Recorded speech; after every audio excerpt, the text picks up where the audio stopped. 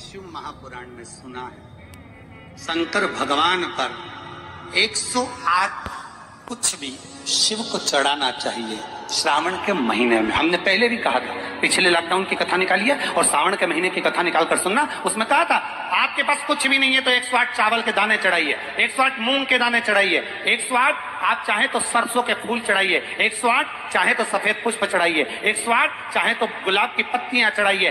पर सावन के महीने में एक नियम बनाना कि मैं 108 ये वस्तु शिव को समर्पित करती। उसका कारण क्या है?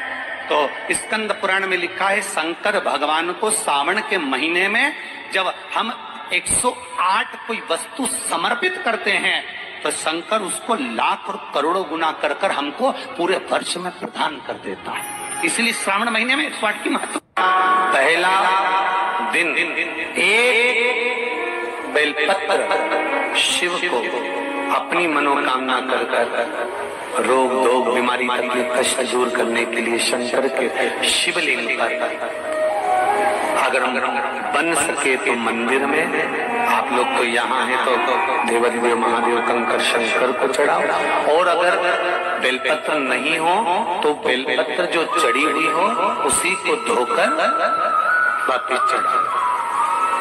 श्रावण के महीने में किसी भी एक सोमवार को अगर व्यापार नहीं चल रहा है, नौकरी नहीं मिल रही है, तो कोई तकलीफ आ रही है, तो कोई कष्ट आ रहा है, कोई रोग बढ़ रहा है, डॉक्टर से ऐसा लग रहा है कि ये बड़ी बीमारी बताने वाला है, शरीर में कोई गांठ पड़ गई है और वो जांच के लिए गई है, तो बिल्कुल श्रावण के महीने में किसी भी एक सोमवार को गंगा जल लेकर जाइए शिव मंदिर में। शंकर जी के मंदिर में थोड़ा सा गंगा जल नंदी को समर्पित कर कर, थोड़ा अशोक सुंदरी को समर्पित कर कर, थोड़ा गणेश और कार्तिकेय को समर्पित कर कर, थोड़ा सा गंगा जल जया विषहारा शामरीबारी दौतली और देव को समर्पित कर कर, थोड़ा सा गंगा जल शिवलिंग पर समर्पित कर दो। उस गंगा जल को वापिस झेल कर लेकर आओ।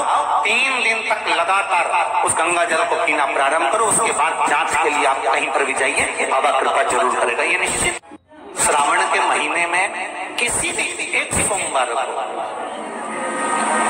अगर व्यापार नहीं चल रहा है, नौकरी नहीं मिल रही है, तो कोई तकलीफ आ रही है, तो कोई कष्ट आ रहा है, कोई रोग बढ़ रहा है, डॉक्टर से ऐसा लग रहा है कि ये बड़ी बीमारी बताने वाला है, शरीर में कोई गांठ पड़ गई है और वो जांच के लिए गई है, तो बिल्कुल श्रावण के महीने में किसी भी एक सोमवार को गंगा जल लेकर जाइए शिव मंदिर में। शंकर जी के मंदिर में थोड़ा सा गंगा जल नंदी को समर्पित कर कर, थोड़ा अशोक सुंदरी को समर्पित कर कर, थोड़ा गणेश और कार्तिकेय को समर्पित कर कर, थोड़ा सा गंगा जल जया विषहारा शामरीबारी दौतली और देव को समर्पित कर कर, थोड़ा सा गंगा जल शिवलिंग पर समर्पित कर दो। उस गंगा जल को वापिस झेल कर लेकर आओ। 3 दिन तक लगातार उस गंगा जल को पीना प्रारंभ करो। उसके बाद जांच के लिए आप कहीं पर भी जाइए, बाबा कृपा जरूर करेगा, ये निश्चित। ये शिवलिंग जलाधारी, यहां से जल अशोक सुंदरी के पास में से नीचे की ओर गिर रहा, ठीक है। बेलपत्र नहीं है आपके पास चढ़ाने के लिए, मत चढ़ाओ। जल नहीं है चढ़ाने के लिए, मत चढ़ाओ। अक्षत नहीं है चढ़ाने के लिए, मत चढ़ाओ। पुष्प नहीं है शिव जी को चढ़ाने के लिए, मत चढ़ाओ। शमी पत्र नहीं है, मत चढ़ा। पर किसी शिवालय में, किसी शंकर के मंदिर में अगर तुम गए हो, तुम्हारे पास में कुछ भी नहीं है, जो भी भगवान का दर्शन तुमने किया है, तो यहां से जो पानी नीचे गिरता है, उस गिरने वाले स्थान पर मात्र अपने हाथ का 3 बार स्पर्श कर कर बाबा से दिल की बात कहकर आ जाओ, तो उनके मुराद बाबा पूर्ण कर देता है। वो सहज प्रसंग है। पहला दिन एक बेलपत्र शिव को अपनी मनोकामना कर कर रोग दोग बीमारी तकलीफ कष्ट दूर करने के लिए शंकर के शिव